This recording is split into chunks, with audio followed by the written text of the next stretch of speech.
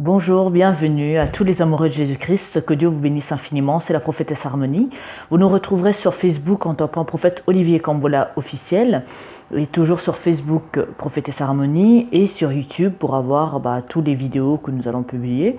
Donc en tapant Centre de Gloire Emmanuel. Bienvenue, bon week-end à vous tous. On est vendredi 13 septembre aujourd'hui 2019 et je suis ravie de venir avec un sujet qui est vraiment très important, qui nous concerne tous, qu'on soit croyant, qu'on ne soit pas croyant. Donc ça fait partie des principes de base de vie que beaucoup aujourd'hui négligent et ne respectent plus. Et ça reste vraiment très dangereux pour les couples. Donc je vais parler de l'infidélité. Donc il y a plusieurs versets qui parlent de l'infidélité. Je vais d'abord vous citer les versets et en lire un.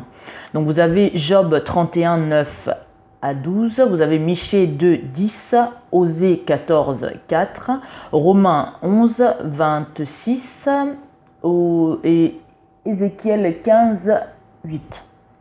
Donc je vais lire par contre Job 31, 9 à 12. Si mon cœur a été séduit par une femme, donc si mon cœur a été séduit par une femme, si j'ai fait le guet à la porte de mon prochain, que ma femme tourne le meule pour un autre, et que d'autres le déshonorent, car c'est un crime. Un forfait que punisse le juge. C'est un feu qui dévore jusqu'à la ruine, et qui aurait détruit toute ma richesse. Donc là, on parle de la gravité des conséquences de l'infidélité. Aujourd'hui, je vais parler de l'infidélité au sein des couples. Aujourd'hui, c'est devenu banal qu'une femme trompe son mari, qu'un mari trompe sa femme. Tout le monde va dire « Oh, je ne suis pas le premier à le faire, ni le dernier. Je ne suis pas la première femme à tromper mon mari. Je ne serai pas le dernier homme ou le premier homme à tromper ma femme. Ça se fait, c'est courant. » Mais non. Parce que l'infidélité fait entrer beaucoup de choses, beaucoup de problèmes dans un couple. Et toi, en tant que chrétien, tu ne peux pas te permettre de... Ne serait-ce que, surtout que nous, en tant que chrétiens, bon, même les autres personnes sont concernées, le fait même de penser juste à la femme d'un autre ou à l'homme d'un autre, tu trompes déjà ton partenaire. Tu trompes déjà ton mari, tu trompes déjà ta femme. Donc, vous voyez déjà, rien que dans la pensée, tu as déjà trompé. Et ceux qui posent aussi l'acte, c'est encore pire. Je ne dis pas que vous pouvez toujours vous contenter de « Ah oui, j'ai juste pensé et je n'ai pas posé ». Non, les deux, c'est un péché.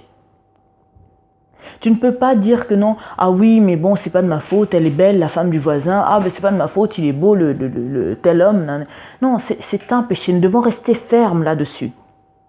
C'est des excuses. Tu dois rester ferme. Te lever contre l'idée que non, je ne veux pas tromper mon mari, je ne veux pas penser à l'homme d'un autre, je ne veux pas penser à la femme d'un autre. Parce que quand tu poses ces actes-là, tu pèches contre Dieu. Donc tu n'as aucune crainte de Dieu. Parce que tous ceux qui trompent leur mari, leur femme, c'est parce qu'ils n'ont pas la crainte de Dieu. Parce qu'ils s'en foutent de ce que Dieu pense de ça. Et ça, c'est vraiment très dangereux parce que l'infidélité fait entrer les démons dans votre couple. L'infidélité fait entrer le péché dans votre couple. Fragilise et détruit votre couple.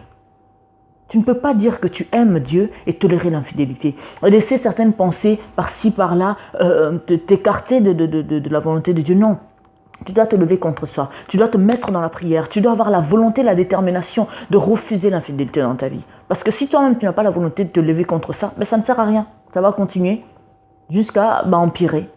Que Dieu vous bénisse infiniment. En tant qu'enfants de Dieu, nous ne pouvons pas nous permettre d'être infidèles. Vous ne pouvez pas dire que non, les femmes sont trop belles aujourd'hui, les hommes sont trop beaux aujourd'hui, on ne peut pas résister. Non. Qu'est-ce que Dieu pense de ça? C'est très important. Que Dieu vous bénisse. À très bientôt.